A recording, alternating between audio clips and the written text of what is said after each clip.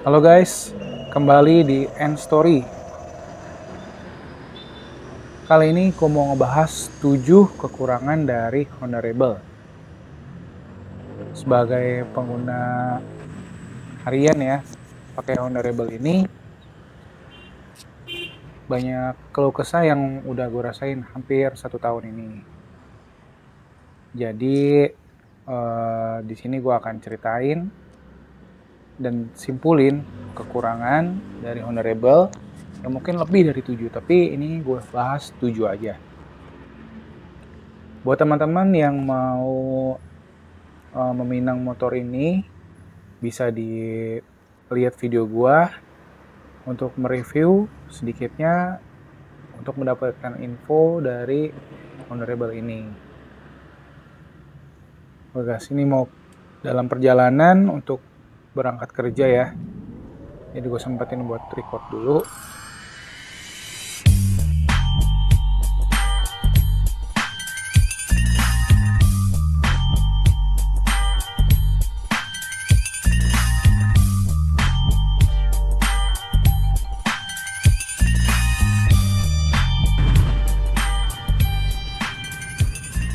Nah, jadi pendapat pribadi gue sebagai pengguna Honda Rebel ada beberapa kekurangan, tapi yang gue bahas tadi sekali lagi cuma 7 ya. Nah, kekurangan tersebut itu yang pertama adalah shockbreaker depan yang masih teleskopik. Shockbreaker atau shock absorber Honda Rebel 500 yang bagian depan ini masih menggunakan model teleskopik guys, yang dimana motor cc besar kan lebih terlihat gagah nih kalau udah menggunakan shock absorber atau shockbreaker depan yang model upside down. Karena di jalan juga malu juga ya kalau ngeliat motor-motor yang ber-cc lebih kecil seperti CBR 150R 2024 ini juga yang terbaru aja udah gunain model upside down. Tapi secara fungsional, menurut pribadi sih shockbreaker depan bawaan yang ditautkan ke Honda Rebel 500 masih sangat terasa nyaman. Untuk fungsi rebound saat jalanan rusak atau melewati speed bump masih dirasa manusiawi juga. Nggak bikin tangan kesemutan kalau dipakai buat jarak jauh. Dari pengalaman gue pribadi untuk touring sekitar 4-6 jam itu masih aman guys, dan cenderung lebih nyaman sih ya, tapi belum tahu kalau udah diganti upside down untuk performanya mungkin lebih enak lagi untuk handling terlebih. Dan untuk yang kedua, kekurangan dari Honda Rebel 500 ini yang gue rasain dari persneling gigi satu keduanya guys. Jadi dari pengalaman pribadi gue sendiri, setelah menggunakan Honda Rebel ini yang hampir 1 tahun, yang paling ngeganggu adalah saat mengganti gigi satu kedua. Jadi kalau misalkan kita lagi ganti gigi dari satu ke dua, itu harus merasakan kayak feel gitu guys, kalau persneling tuh udah berubah sempurna ke gigi 2. Bukannya nyangkut nih di kondisi netral. Karena kalau dari pengalaman untuk menggunakan motor yang dengan brand Honda gitu, kayak ada motor bokap juga, ada Supra X, itu ada Supra X dan Supra Fit ya di rumah. Jadi itu untuk operan giginya itu emang keras ya. Jadi mungkin apa settingan safety-nya dari Honda tersendiri gitu yang mengatur seperti itu gitu. Tapi kalau untuk saya rasakan untuk mengubah dari gigi satu ke dua-duanya nih kan harus melewati bagian netral. Tapi itu yang mempersulit untuk saat akselerasi ya. Jadi pengalaman juga nih saat pertama kali ngerasain itu, jadi pas lampu merah nih guys, jadi awkward banget nih saat dari gigi 1 ke gigi 2 ternyata nyangkut nih di gigi netral. sempat jadi pusat perhatian juga nih dari pengendara lain, karena kan mesin ngegerung nggak jelas karena lagi gas di bagian netral ya. Mungkin pengalaman teman-teman dari pengguna Honda Rebel juga pernah kali ngerasain ya gitu. Jadi juga untuk mengubahnya ke forward control pun mungkin jadi agak ragu gitu, apalagi dijadiin forward control, karena untuk kondisi bawaan aja agak susah gitu untuk perginya.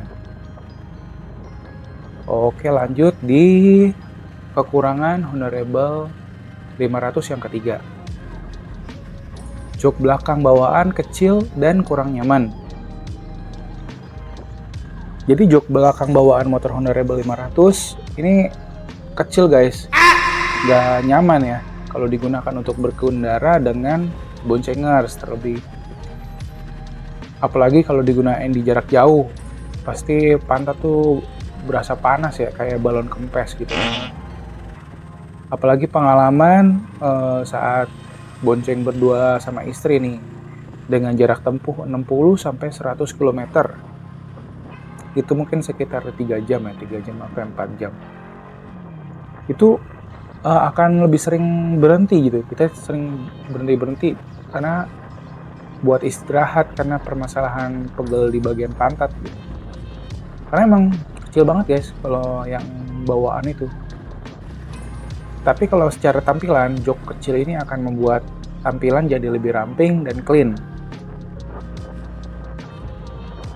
Jadi untuk kenyamanan dalam berkendara boncengan berdua menggunakan Honda Rebel 500, menurut saya lebih baik akan lebih disarankan untuk mengganti jok dengan yang aftermarket ya, ataupun custom, agar lebih lebar di bagian belakang. Jadi pasti lebih nyaman kalau diduduki sama boncengers gitu. Jadi lebih enak lah. Apalagi ada sisi bar yang buat menahan beban dari si boncengers itu. Berikutnya untuk kekurangan yang keempat, bagi saya sendiri Honda Rebel 500 ini harganya lumayan tinggi ya guys. Kalau dibandingkan sama kompetitor lainnya nih, kayak contoh nih salah satunya Kawasaki Eliminator yang baru keluar kemarin tuh. Kalau bicara apple to apple, Kawasaki Eliminator menang telak soal harga dan juga performa di atas kertas. Dan Kawasaki Eliminator 2024 juga dibanderol dengan harga sekitar 169 juta sampai 175 juta rupiah dengan pilihan spesifikasi ya. Tapi nih Honda Rebel 500 di tahun 2024 itu dibanderol dengan harga yang cukup lebih tinggi, yaitu 201 juta, hampir 25 jutaan guys itunya perbandingannya ya. Jadi kan kayak kita lebih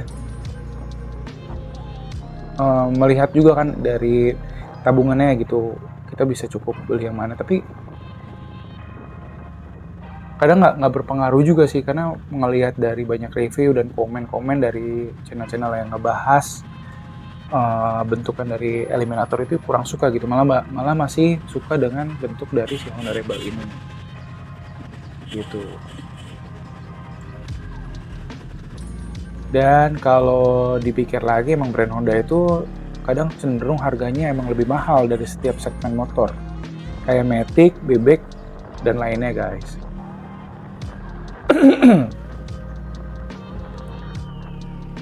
Nah berikutnya, ini sih lebih subjektif ya kayaknya, karena ini pendapat pribadi yang benar-benar pribadi banget nih.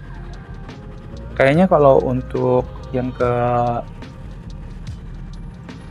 kelima ini, bagi saya itu tidak ada mode berkendara. Jadi Honda Rebel 500 ini nggak ada mode berkendara dalam teknologinya. Padahal menurut gue sendiri, mode berkendara itu dibutuhkan dalam daily ride. Kayak gini nih, saat stop and go misalnya. Karena torsi yang dimuntahkan oleh Honda Rebel 500 ini cukup besar bagi saya, yaitu di 43,2 Nm di 6000 rpm. Jadi kalau saat di kondisi macet, terus harus putar gas, harus lebih santuy dan nggak boleh buru-buru nih, agar motor nggak ngajol. Ngajol, ngerti kan yang ngajol ya? Kayak ngangkat-ngangkat gitu. Kalau misalkan terlalu buka gasnya lebih besar. Nah, menurut teman-teman sendiri gimana nih? Apakah mode berkendara itu di motor cc yang besar itu diperluin apa enggak? Pernah ya menggunakan, gue pribadi menggunakan Kawasaki ZX25R nih untuk mode berkendara saat stop and go. Itu cukup membantu banget gitu. Jadi saat kita pelan, motor juga bisa dengan settingan yang santai. Tapi kalau pas lagi kita butuh performa tinggi saat jalanan kosong atau jalanan sepi, kita bisa pakai gitu. Nah, untuk kekurangan yang keenam dari Honda Rebel 500 ini, yaitu tidak ada throttle by wire. Jadi untuk penggunaan gas motor secara konvensional, yaitu dengan mekanik tali gas, sebenarnya masih cukup mumpuni ya untuk digunakan. Tapi pendapat saya sekali lagi, untuk motor yang ber-cc besar, kayak Honda Rebel 500 ini, akan lebih baik jika sudah menggunakan teknologi throttle by wire. Pasti teknologi ini akan membuat performa riding yang lebih responsif ya, ketimbang menggunakan metode gas konvensional. Kalau teman-teman yang mungkin belum tahu, sistem throttle by wire itu adalah sistem gas yang udah menggunakan metode elektrikal. Nanti kalian bisa lihat di video channel yang pernah membahasnya ya guys. Nah, CBR 250R pun adik kelas dari Honda Rebel aja udah pakai. Tapi sekali lagi mungkin emang segmennya beda nih, karena ya untuk dibandingkan kayak itu kan CBR 2.5 itu kan motorsport ya. Kalau ini kan lebih untuk nyaman ya, segmen cruiser gitu. Nah, untuk yang berikutnya, yang ketujuh, yang terakhir, knalpot bawaannya adem guys, adem banget sumpah. Jadi kalau misalkan ademnya tuh dalam tanda kutip ya, jadi kalau misalkan kita bawa di jalanan gitu, knalpot standar Honda Rebel 500 ini cenderung gak ada suaranya guys, bahkan suaranya kalah sama mesinnya nih saat digas.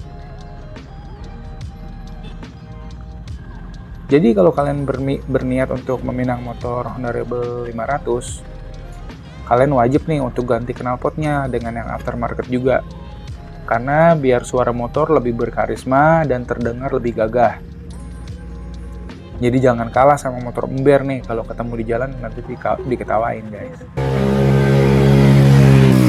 Nah, itu sih 7 kekurangan ya yang gue rasain, yang paling pokok lah, yang paling primer dari penggunaan Honda Rebel 500 ini. Selebihnya sih motor ini sangat have fun banget gitu, fun to ride banget untuk digunakan untuk daily setiap harinya lah.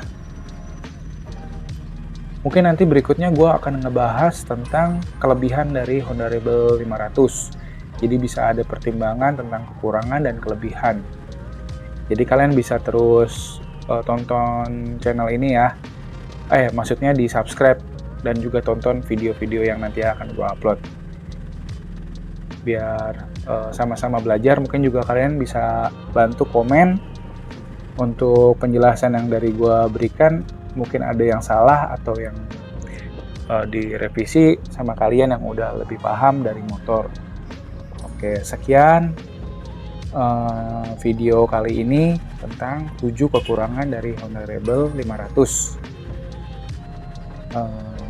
Terima kasih sudah menonton.